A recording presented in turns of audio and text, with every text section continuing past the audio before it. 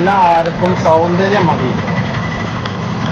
സൗന്ദര്യമുള്ള ആൾക്കാരാണ്, അല്ലെങ്കിൽ സൗന്ദര്യം ഉള്ളവരെയാണ് എല്ലാവരും നോക്കുന്നത്. സൗന്ദര്യം ഇല്ലാത്തവർ ആരും ശ്രദ്ധിക്കാറുണ്ട്. ഈ പമ്പയില് അവർക്കും കൂടി ഓടാൻ പറ്റാത്ത രീതിയിലാക്കിയിട്ടാണെന്ന് പറഞ്ഞത്. ഇങ്ങനെ മനുഷ്യർ അവർക്കും ഭക്ഷണം കഴിക്കണ്ടേ, അവർക്കും കുട്ടികളുണ്ട്.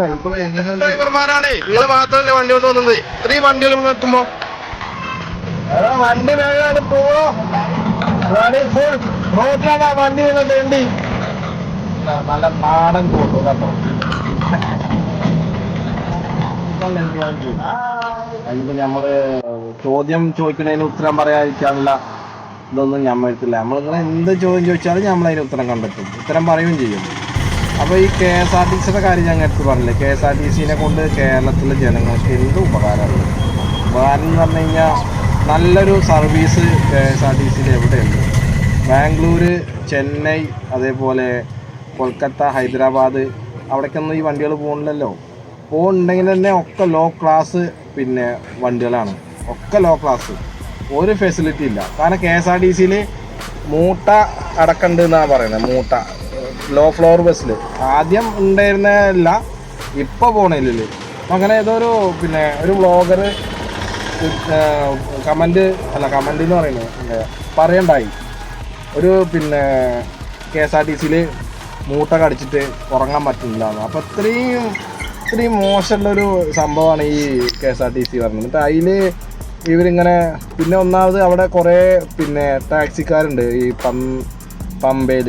അവർക്കും കൂടി ഓടാൻ പറ്റാത്ത രീതിയിലാക്കിക്കാണെന്ന് പറഞ്ഞു. ഇപ്പം ഇങ്ങനെ മനുഷ്യർ അവർക്കും ഭക്ഷണം കഴിക്കണ്ടേ, അവർക്കും കുട്ടികളുണ്ട്, അവർക്കും കുടുംബമുണ്ട്, അവർക്ക് സമാധാനം വേണ്ടേ. ഭക്ഷണം കഴിക്കാതെ ഇപ്പോൾ അവരെ വീട്ടിൽ ഇപ്പോൾ ഒരു വണ്ടി വാങ്ങി എഴുതിയിട്ട് ആ വണ്ടീനെ നമ്മൾ ഇല്ലാതെയൊക്കെ ആ വണ്ടിക്കും കൂടി ഒരു സുരക്ഷ കൊടുക്കണ്ടേ. അതല്ലേ ഗവൺമെൻറ് ചെയ്യേണ്ടത്, ഗണേഷ് കുമാർ സാറ് ചെയ്യേണ്ടത്. അല്ലാതെ KSRTC മാത്രം വിജയിക്കണം എന്ന് പറഞ്ഞിട്ട് ഇരുന്ന് കഴിഞ്ഞാൽ അത് നടക്കുന്ന കാര്യമാണോ? ഇതൊക്കെ പാടെ കൂടിയിട്ട് ഒരു ഉണ്ടായിട്ട് അവസാനം കിട്ടും ഇവർക്കൊക്കെ. അതായത് എന്താ പറയുക, നമ്മൾ ഒരാളെ ദ്രോഹിച്ചു കഴിഞ്ഞാൽ എത്രയായാലും, ഇപ്പോൾ ഞാൻ മറ്റൊരാളെ ഒരുപാട് ദ്രോഹിക്കുകയാണെന്നുണ്ടെങ്കിൽ അത് മേലെ ഒരാൾ കാണുന്നുണ്ടാവും. അയാളിത് എത്ര വെച്ചിട്ടാണ് നോക്കി നിൽക്കുക. അയാൾക്ക് അതിൻ്റേതായ ഒരു പരിധി കഴിഞ്ഞ് കഴിഞ്ഞാൽ അയാൾ തിരിച്ചു കൊടുക്കും. ഞാൻ ദൈവത്തിൻ്റെ കാര്യമായിട്ടാണ് ഉദ്ദേശിച്ചത്, അല്ല വേറെ ഒരു കാര്യമല്ല. അപ്പോൾ ഞാൻ പറയുമ്പോൾ KSRTC എന്ന് പറഞ്ഞത് നല്ലൊരു പ്രസ്ഥാനം തന്നെയാണ്. പക്ഷേ നമ്മൾ അതിൽ കുറേ കാര്യങ്ങൾ തെറ്റായിട്ടാണ് ഇപ്പോൾ എല്ലാവരും കാണുക, എന്തൊരു ഇതാണെങ്കിലും. കാരണം ഇപ്പം അന്ന് കഴിഞ്ഞ വർഷം ഒരു വീഡിയോ ഉണ്ടായിരുന്നു, ഭക്ഷണം കഴിക്കാൻ ഇന്ന് വനിതാ കണ്ടക്ടർ തെറി പറയുന്ന വീഡിയോ. അപ്പം വളരെ മോശമാണ്. അവരെ കസ്റ്റമറാണത്. ആ കസ്റ്റമർ അവർ തെറി പറഞ്ഞാൽ എങ്ങനെ ഒരു ഗതികേടുകൊണ്ട് കയറുണ്ടാവും. നേരെ മറിച്ച് വേറെ വല്ല ആണുങ്ങളാണെങ്കിൽ എന്നാൽ പറയും വേണ്ട, കുരു കളഞ്ഞിട്ടുണ്ടാവും എന്ന് പറയില്ലേ. കാരണം ഇപ്പോഴൊക്കെ എന്താ അറിയോ, ഇപ്പോഴൊക്കെ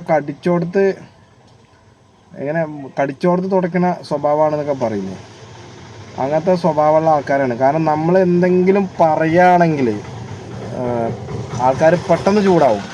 ആൾക്കാർ എന്നല്ല, കുട്ടികൾ തന്നെ ഇപ്പോൾ ചൂടാവുന്നുണ്ട്. നമ്മൾ തമാശയ്ക്ക് എന്തെങ്കിലും പറഞ്ഞു കഴിഞ്ഞാൽ തന്നെ അവർ പെട്ടെന്ന് ദേഷ്യപ്പെടുകയാണ്. അത് സമാധാനം ഇല്ലാണ്ടാണ്, സമാധാനത്തോടെ ഒരാൾ നിൽക്കാണ്ടാണ്. കുടുംബത്തിൻ്റെ പ്രശ്നം തന്നെയാണ് ഈ എല്ലാ പശ്ചാത്തലത്തിലും കാണുന്നത്. കുടുംബ പ്രശ്നമാണ്. കുടുംബ പ്രശ്നങ്ങളിലാണ് എല്ലാതും വരുന്നത്. അപ്പോൾ അതിൽ എല്ലാതും വരും. KSRTC അല്ല, എല്ലാതും.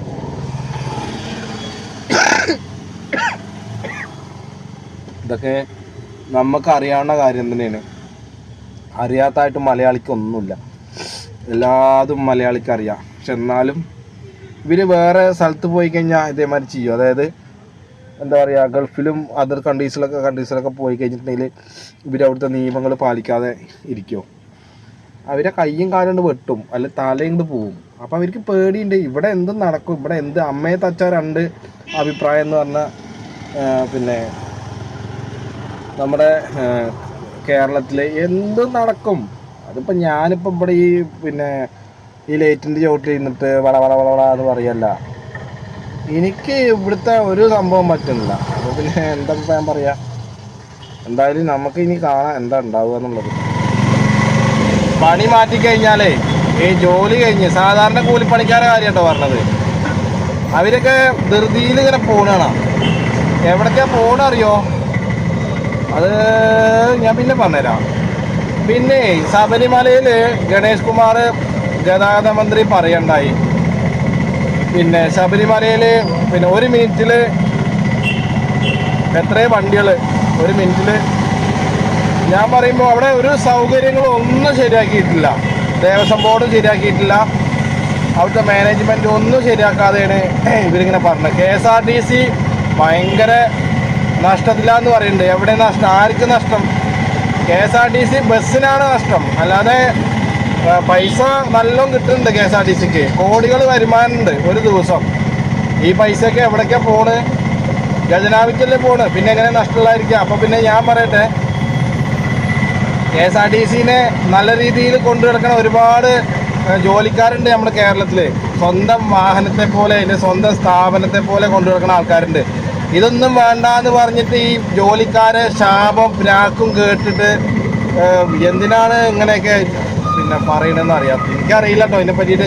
കാരണം നമുക്കിപ്പോൾ അതൊന്നും പറഞ്ഞാലും തീരില്ല, പറഞ്ഞിട്ടുണ്ടെങ്കിൽ അവർ അത് അനുസരിക്കില്ല. അനുസരണാശീലം എനിക്കില്ല, പിന്നെ ഇപ്പോൾ സർക്കാരിൻ്റെ ആൾക്കാർക്ക് ഉണ്ടാവുമോ? ഒരിക്കലും ഉണ്ടാവില്ല. ഒരു വാഴപ്പഴം കഴിക്കുകയാണ്, അപ്പോൾ അത് സായിപ്പ് കണ്ടു. അപ്പോൾ നമ്മൾ വാഴപ്പഴം കഴിക്കുക പറഞ്ഞു കഴിഞ്ഞാൽ പിന്നെ തൊലി കളഞ്ഞിട്ടല്ലേ വാഴപ്പഴം കഴിക്കുക. അത് സായിപ്പ് കണ്ടിട്ട് സായിപ്പ് കരുതി ഇതിൻ്റെ തൊലി കളഞ്ഞിട്ട് വേണം, പിന്നെ അതിൻ്റെ ഉള്ളിലത്തെ കുരുവാണെന്നാണ് കരുതിയിട്ടാണ് ഇവർ കഴിക്കണത്. അങ്ങനെ സായിപ്പ് വേറെ എവിടെ എത്തിയിട്ട് ചക്കച്ചോളല്ലേ, ചക്ക അത് മുറിച്ചിട്ട് പിന്നെ അല്ല ജാഥ വിളിക്കാൻ കാളി വേണ്ടേണോ? നടക്കണേ ഞങ്ങൾക്ക് ഉഷാറായിട്ട് വിളിക്കും. ഞങ്ങള് ഒരു പാർട്ടിക്കാരാണ് നിങ്ങൾ. പിന്നെ ഇവിടെ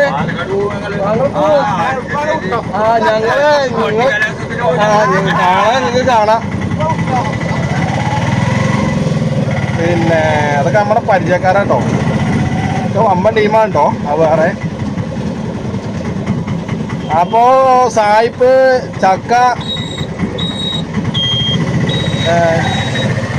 ചക്കച്ചോള തിന്നാണ്. അപ്പൊ സായിപ്പ് എന്ത് കരുതി അറിയോ? ഈ ചക്കച്ചോളല്ലേ, ചൊള വലിച്ചെറിഞ്ഞിട്ട് അതിൻ്റെ കുരു തിന്നു. അവര് ചിരിച്ച് കലാമണിയെ പറഞ്ഞാൽ പൈപ്പിലും വെള്ളമില്ല, കിണറ്റിലും വെള്ളമില്ല. അതൊക്കെ പണ്ടത്തെ തമാശയായിരുന്നു. ഇപ്പോഴൊന്നും ആ തമാശക്കൊന്നും ആരും ചിരിക്കില്ല. ഇപ്പൊ തമാശ കേട്ടാലും ചിരിക്കില്ല. ഇതാണ് ഓരോ മനുഷ്യന്മാരുടെ അവസ്ഥ. തമാശക്കൊന്നും ഒരു പ്രസക്തി ഇല്ല. ഇപ്പൊ കഴിഞ്ഞു.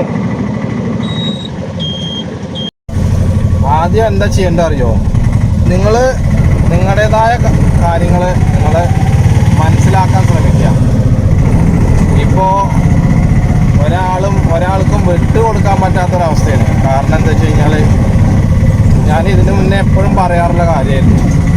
ഇതിന് മുന്നേന്നല്ല, നമ്മൾ എന്തെങ്കിലും വണ്ടി വേഗമാണ് പോളോ, ഫുൾ റോഡിലാണ് ആ വണ്ടി തേണ്ടി.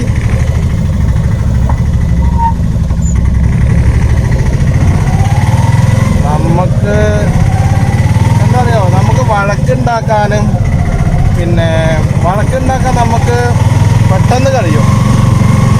പക്ഷെ അത് പിന്നീട് ഇങ്ങനെ ഒന്ന് ശരിയാക്കണമെങ്കിൽ അത് ഭയങ്കര ബുദ്ധിമുട്ടാണ്. അത് നമ്മുടെ ലൈഫിൽ തന്നെ ഉണ്ട്. കാരണം എന്താ പറയുക, പൊട്ടിയ കണ്ണാടി പിന്നീട് നമുക്ക് എത്ര ചേർത്ത് വെച്ചാലും അതിൻ്റെ ഭംഗി ഉണ്ടാവില്ല. അതാണ് ശരിക്കും ജീവിതം. ഒരു കോഴിമുട്ട ഒറ്റ വട്ടേ പൊട്ടിക്കാൻ പറ്റുള്ളൂ. അത് നമുക്ക് ശരിയാക്കാൻ പറ്റും. പിന്നെ അതേപോലെ തന്നെയാണ് ജീവിതം.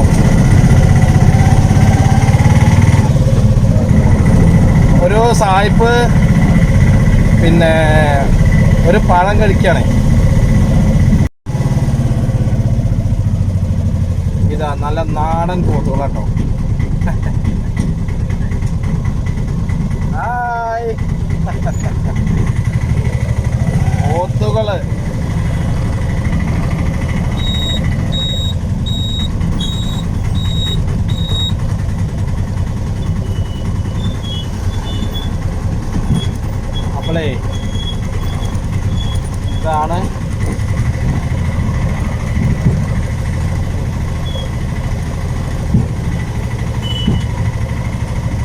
സൗന്ദര്യമുള്ളവരെയാണ് കൂടുതൽ ആളുകൾ ശ്രദ്ധിക്കുന്നത്. ഞാൻ ഇങ്ങനത്തെ പറഞ്ഞിട്ടുണ്ടായിരുന്നില്ലേ, സൗന്ദര്യത്തെ നിങ്ങൾ സ്നേഹിക്കരുത്, സൗന്ദര്യത്തെ നിങ്ങൾ വിശ്വസിക്കരുത്. സൗന്ദര്യം ഇല്ലാത്തതിനെ നിങ്ങൾ വിശ്വസിച്ചോ സ്നേഹിച്ചോ, അത് നല്ലതാണത്. ഞാൻ ആദ്യം ഈ വഴി കൂടെ വന്നിട്ടുണ്ടായിരുന്നു.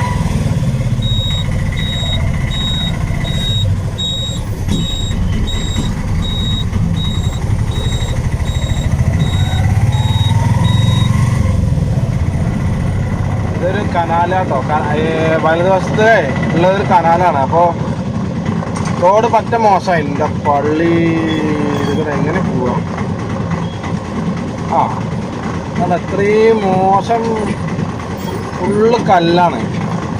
ഇത് അറിഞ്ഞുകൊണ്ട് നമ്മളെ വിളിച്ചിക്കാണ് വണ്ടി. ഇപ്പോൾ നമ്മുടെ ആൾക്കാർ ഇപ്പോൾ സ്ഥിരമായിട്ട് ഓരോ ആൾക്കാർ ഓട്ടം വിളിക്കുന്നുണ്ടാവും, മനസ്സിലാവുന്നുണ്ടോ? അപ്പോൾ അവർക്ക് വരാൻ പറ്റാതെ കഴിയുമ്പോൾ നമ്മളെ വിളിക്കുന്ന ആൾക്കാരുണ്ട്. കാരണം പിന്നെ അവർ ആദ്യം ഒരു വട്ടം വന്നിട്ട് പിന്നെ അവർക്ക് ഇതിക്കടെ വരാൻ പറ്റില്ല. അപ്പോൾ നമ്പർ തപ്പിപ്പിടിച്ചിട്ട് നമ്മളെ വിളിച്ചിക്കാണ്. ഇപ്പോൾ ഞാൻ ഇപ്പോൾ പോണത് അങ്ങനത്തെ ഒരു ഓട്ടാട്ടോ. എന്നെ വിളിക്കലേ ഇല്ല, അതും കൂടിയും പറയാം. വിളിക്കുന്ന ഓട്ടം നമ്മൾ പോവും, ഞാൻ എൻ്റെ വാടകയും വാങ്ങും. റോഡിൻ്റെ ഘടനക്കനുസരിച്ചിട്ട് നമ്മൾ വാടക വാങ്ങും. അതിപ്പോൾ നമ്മുടെ തെറ്റല്ലല്ലോ. ഇത് വണ്ടി വർക്ക്ഷോപ്പ് പോയി കഴിഞ്ഞാൽ അവർ തന്ന വാടകയ്ക്കും ഇല്ലെങ്കിൽ അവർ തന്ന പിന്നെ ഇതിനൊന്നും വർക്ക്ഷോപ്പേര് പണിട്ട് തരില്ല. അവർ പറയുന്ന പൈസ നമ്മളോട് കൊടുക്കണം. ഇല്ലെങ്കിൽ വണ്ടി അവിടെ നിർത്തിയിട്ടാണ് പോയിക്കോ പറയും. ഇതൊക്കെയാണ് നമ്മുടെ കേരളത്തിൽ നടക്കണത് കേട്ടോ.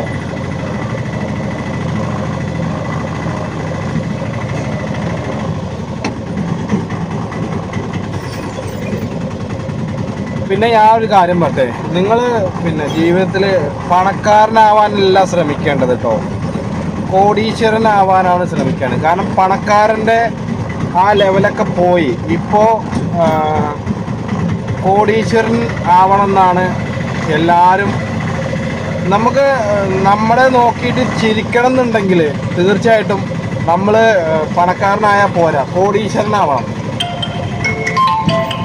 സത്യം. ഹലോ, ഒരു വണ്ടി വരുമോ?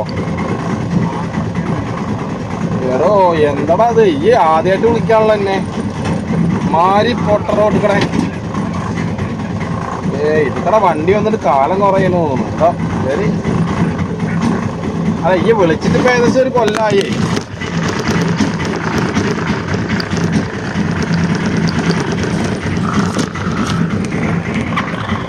ആ റോഡ് കാരണേ ഫോൺ അങ്ങോട്ട് നിന്നുപോയി.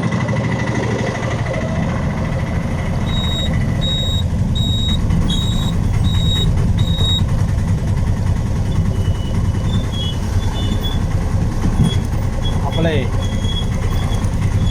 ഇതാണ്